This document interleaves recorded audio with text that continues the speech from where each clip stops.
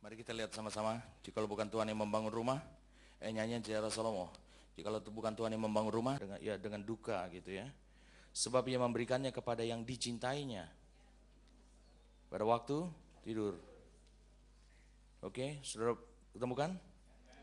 Jadi saudara bisa lihat bagaimana Daud membangun rumahnya, sehingga itu juga tersedia menjadi rumah Tuhan.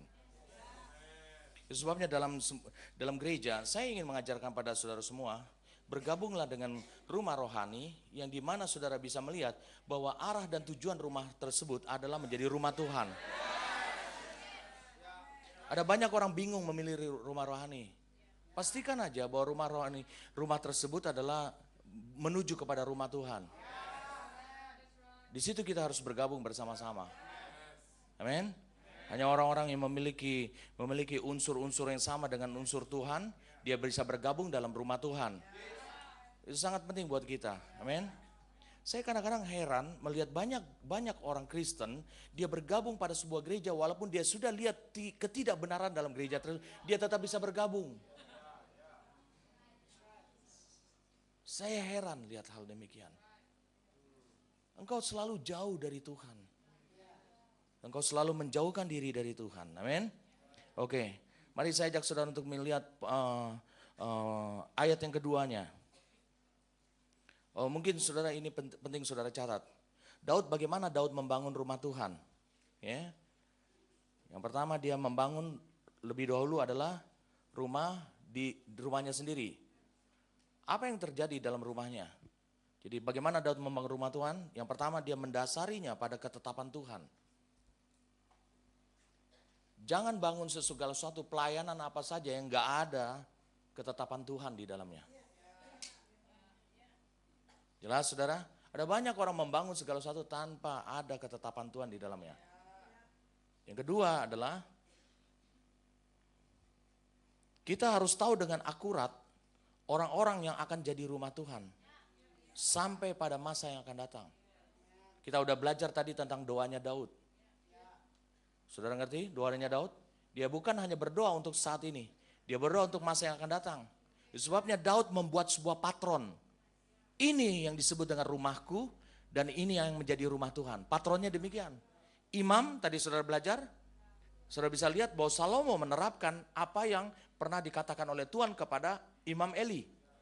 Aku akan membangkitkan seorang imam yang menurut hatiku, menurut jiwaku, dan dia akan menjadi apa? A sure house, rumah pasti, dan dia akan selalu berjalan, walk before my anointed forever.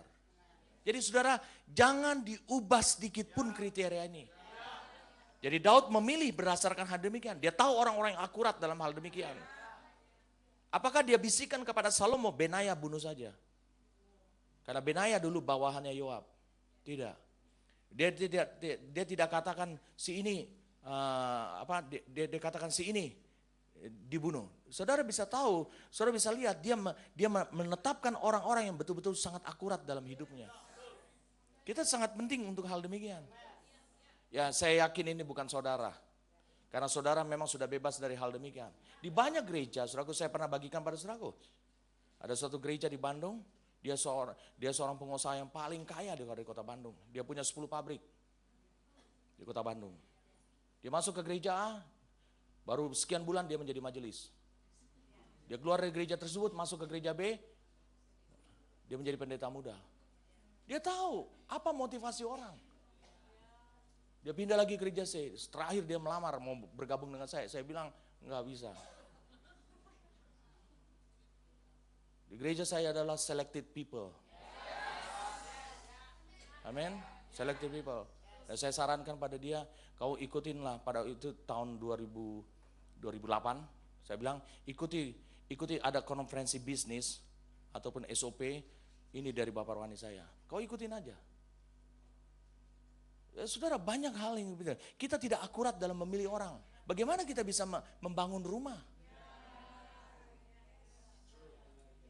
Jelas saudara? Kita harus tahu. Dan orang yang kita pilih itu kita pastikan dia bukan hanya bergerak, dia bukan hanya bagus pada masanya dia. Tapi dia memiliki kemampuan untuk terus melakukan itu untuk generasi berikutnya. Itu orang yang akurat. Jadi jangan saudara merasa bahwa saudara selama ini sampai nanti Tuhan Yesus datang, saudara merasa hanya berpikir hanya untuk diri saudara. No. Rumah yang dimasukkan oleh Tuhan adalah dia disebutkan kata forever. Berarti itu berbicara tentang orang yang berikutnya. Doa Daud tadi juga berkata demikian. Doa dia juga adalah seperti itu. Itu sebabnya saudara harus tahu, itu sebabnya dia akan memilih orang-orang yang memiliki kemampuan untuk menarik hidupnya Tuhan, bahkan bukan hanya mampu menarik hidupnya Tuhan, bahkan untuk mentransfernya kepada generasi berikutnya. Jadi kalau engkau hanya mampu untuk menarik hidupnya Tuhan untuk dirimu saja, engkau bukan termasuk pilihan Tuhan. Jangan apa-apa kita selalu melihat kepada gembala kita. Oh itu pekerjaan dia. Tidak.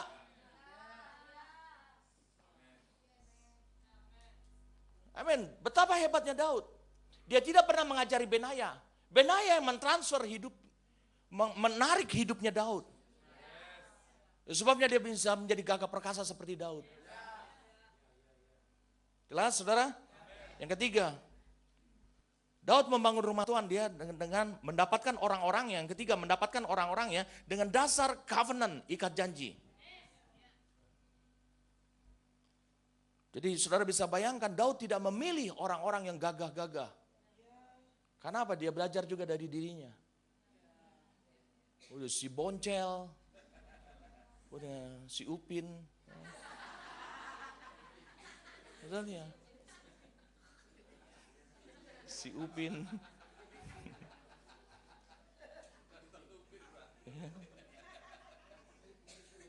Manusia Upin. Jadi saudara bisa lihat demikian. Ingat, filosofi Daud di poin ketiga ini sangat penting. Yang disebut dengan rumah Daud bukan mereka yang bergabung dengannya saja, tetapi yang membuat ikat janji. Hati-hati. Jelas saudara? Kalau engkau memiliki ikat janji pada satu rumah, dan kau lakukan itu secara verbal, ingat ikat janji perlu secara verbal. Bukan secara sertifikat. Papa Jonathan aja udah bilang kok, setiap tahun, kalau tidak salah, every years ya, he delete the name, dia hapus satu nama.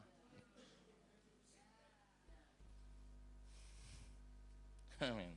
Saudara bisa bayangkan seperti itu. Oke, yang keempat, siapa yang bisa membangun rumah? Daud membangun rumah Tuhan bagaimana? Mereka yang mengikuti instruksinya. Mereka yang mengikuti instruksinya dan bertekad untuk selesaikan tujuan Tuhan atas hidupnya. Saya ulangi sekali lagi. Mereka yang mengikuti instruksinya. Instruksi siapa? Bukan Tuhan, instruksi Daud. Itu pola dalam rumah Tuhan. Dan bertekad, harus punya tekad. Ikuti instruksi, oke, saudara mengikuti instruksi. Tapi bertekad, jadi ada semangat.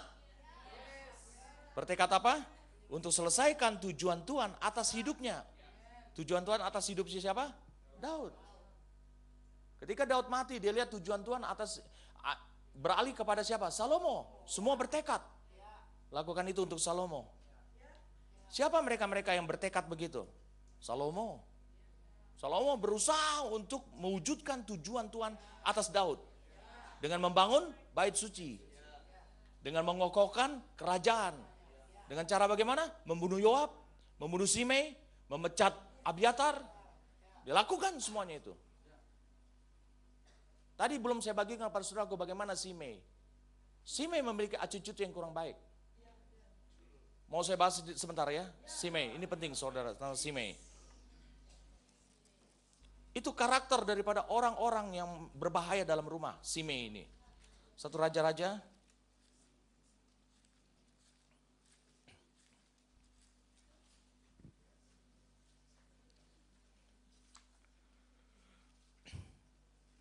Oke, satu raja-raja.